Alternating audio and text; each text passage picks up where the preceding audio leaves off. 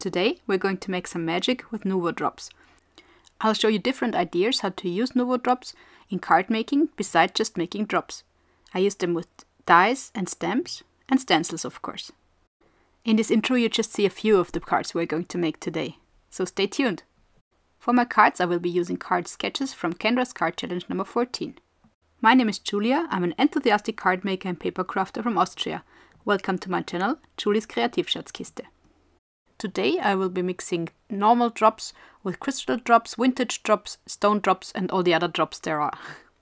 My first technique is using 3 different colors of drops on this sheet of paper, making lines, and when I'm done with that I use another sheet of paper and push these 2 sheets together. So the Nuvo Drops just melt into each other. The more you press the papers together, the more the Nuvo Drops mix. This is actually a 2-for-1 technique, because you get 2 sheets of paper with this marvelous Nuvo texture. I really love the result. I let these 2 papers dry, because then I want to use dies on them. This is the die I want to use. It has 3 parts, one is an outline and the other 2 are larger pieces. I cut out these 2 larger piece dies from my textured paper. In order to have some dimension and differentiate between the 2 pieces of the flower, I colored the edge of the pieces darker. Then I glued together the pieces, together with the cream white outline of the flower. The textured paper has some shine to it and it simply looks gorgeous. So while the flower is drying, I put together my card base. I'm using card sketches by Kendra's card challenge number 14 today. This is a quarterly challenge where you get 15 sketches for unique cards, which can be made out of 6 sheets of 6x6 inch patterned paper. In my description box you will find the link to download this free quarterly challenge. So once my card base is finished, I find the perfect placement for my beautiful flower. And of course I add a sentiment and finish this my first card. For the second card I used the same floral die as in the first card. But this time I just used the outline of the flower. I glue the outline down on a piece of grey paper, which is cut according to the sketch of KCC 14. When the glue is dry, I use my different Nuvo Drops to fill in the areas between the outlines. As the Nuvo Drops don't get into the nooks and crannies of this outline die, I use a paintbrush to distribute the drops evenly.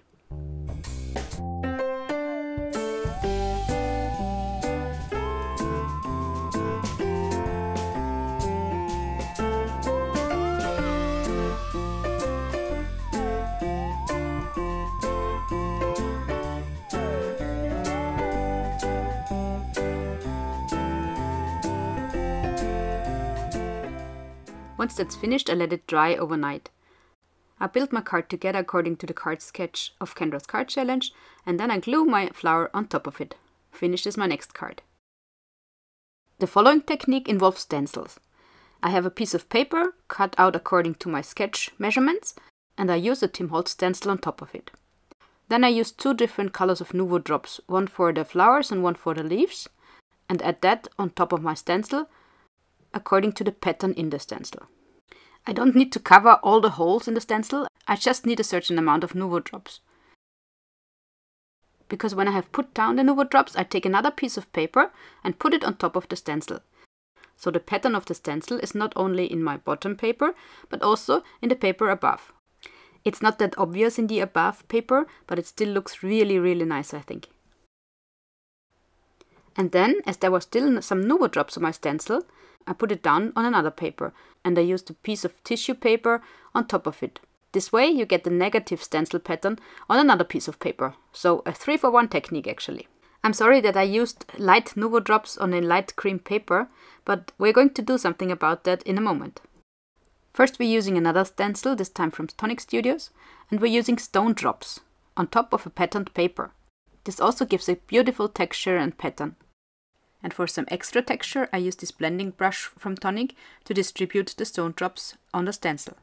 And once that's finished and dried, we can turn this beautiful textured patterned paper into a card.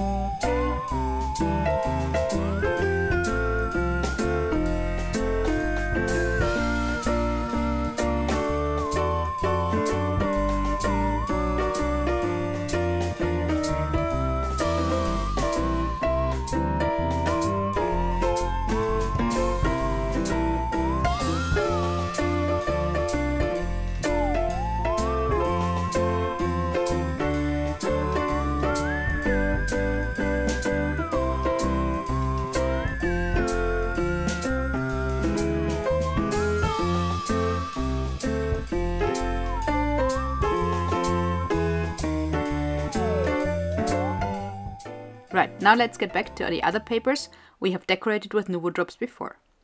Starting with this one, which actually looks a bit like a coral reef, I think. For this I used the card sketch, which provides for a circle in the middle, and I cut out the circle out of my Nuvo textured paper. It fits perfectly into the window in this card.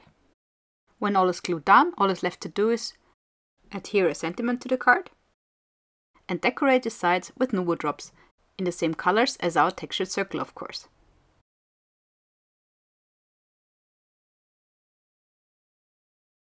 For the next card, we're using the negative pattern we got from the stenciling. As the beige Nuvo Drops on the cream paper weren't visible that well, I used some Distress Oxide to color in the flowers. The color of the Distress Oxide matches the paper I will use for the card and for the circle frame, in which I will place my flowers. Then I cut down my paper to fit the frame. I put it down in the frame and glue it down. I used the stencil again on some other paper for the card sketch to have some cohesion. Then I used Nuvo Drops to decorate my frame and my card, added a sentiment, and that's my card finished with a beautiful flower with a texture on it.